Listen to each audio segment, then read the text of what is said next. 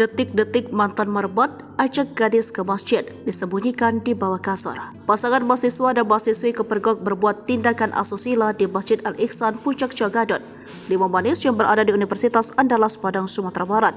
Pada Sabtu 9 Desember 2023, pelaku laki-laki berinisial TKAH dari Fakultas Hukum dan perempuan berinisial IA dari Fakultas Ilmu Budaya. Kasus terungkap bermula saat teman sekamar TKAH Irfan yang mencurigai adanya rambut perempuan di kamar mandi. Juga kondisi kamar yang berantakan. Setelah memergoki, Irfan langsung melaporkan kepada pihak pengurus masjid untuk ditindak lebih lanjut. Diketahui TKAH merupakan marbot di masjid tersebut. Pelaku kemudian diproses dan disuruh membuat surat pernyataan. Berdasarkan pengakuan pelaku, mereka sudah terlibat dalam perilaku tidak senonoh tersebut sebanyak 3 kali.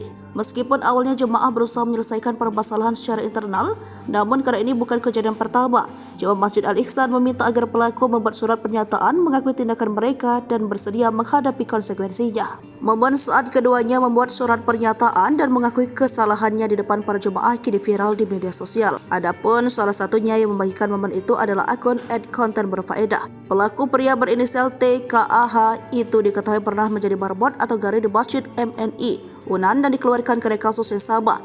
Sementara IA diketahui saat ini tinggal di asrama Unan. Sepasang oknum mahasiswa Unan dipergoki warga berduaan di dalam kamar masjid pada Sabtu 9 Desember 2023 kemarin. Pelaku mengaku sudah 3 kali melakukan hal yang tak senonoh. TKAH menyembunyikan IA dari pengawasan warga sekitar. TKAH juga diketahui pernah menjadi marbot di Masjid MNI Unan dan dikeluarkan karena kasus yang sama.